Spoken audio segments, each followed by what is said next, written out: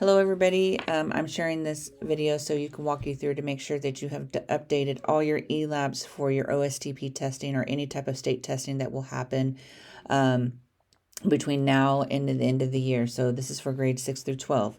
So depending on what test they need, they have to have their ELAP updated, and it has to be on their ELAP so they can receive their accommodations for state testing.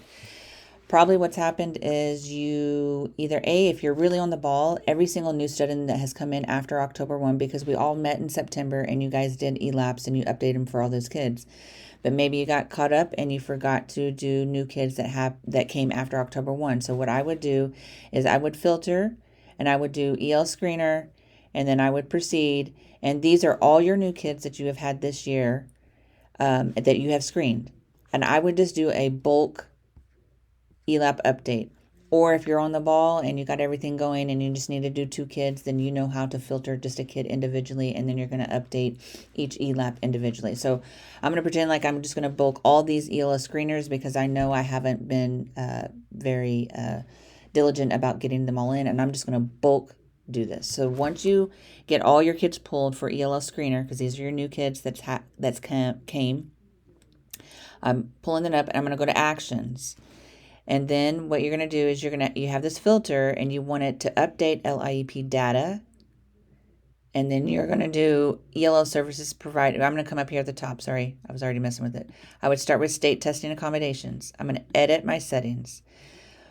When you go through here, you have to mark what you want for these kids. Now, if you have kids that have multiple languages, the part with Spanish, you can't do it. But anyways, here we go. So we're going to do small group testing. If you want small group testing, if you want only 10 kids in a group, you're going to do this. If you don't want 10 kids in a group and you want 15 kids in a group, then don't mark it. But you will need to have separate location, because you want all the kids that are going to receive this accommodation, all your EL kids, especially your newcomers, in a separate location. If you want more than 10, you do not mark small group. Small group is 8 to 10 kids. If you only have 8 to 10, no more than 10 kids, then go ahead and click small group. Okay. We don't want flexible schedule. That's a nightmare. We don't want over sessions. We don't need for frequent breaks. Right here it says translator assistance for test items instructions. If you only need a human person to come in and translate this, mark it. If you only want a human translator, mark it. However, we're going to come down here. If your kids are Spanish speakers and you want the iPad to do it, you want the technology to use it, you're going to click EL8 and EL9. And we all can also mark extended testing time, okay, if you want it. This is all up to you guys. So you have to make sure that you are specific on what you're going to provide. If you're not going to do that, don't do it. And then also, if you're going to provide a dictionary, you need to mark dictionary. So these translators up here are for human people, humans. If you want technology to do it, you're going to mark these. The rest of these things, unless you have a kid that needs to use an abacus or needs to have reserves content, these are more for like special ed type things. That might be an individual student that you're going to do. You're going to pull them out and do that separate.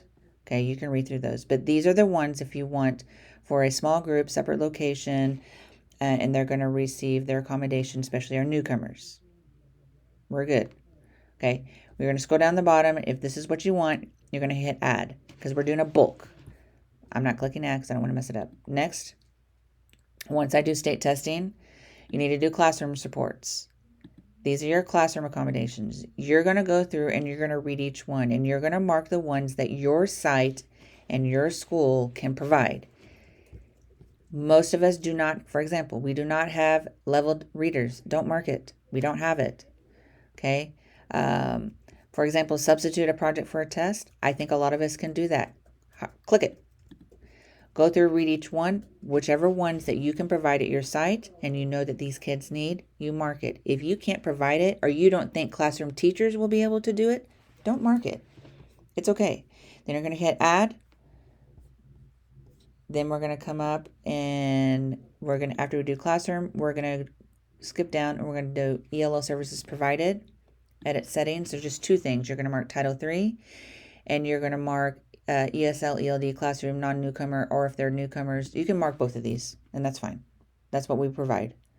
If you mark both, it's no big deal. And then go down and click Add.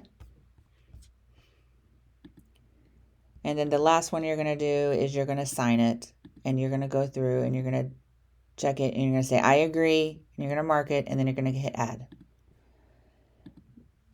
Make sure that you're coordinating and talking with your testing coordinator. It's probably a counselor, making sure that these kids are in the right groups, and these are the kids that are going to get Spanish tests. These are the kids that are going to be in a small group. These kids are going to be in a separate location, however you're doing it. If you have any questions about accommodations, or if your counselor needs some guidance on what to do with our EL students that need accommodations for state testing, please have them reach out to me. Thank you.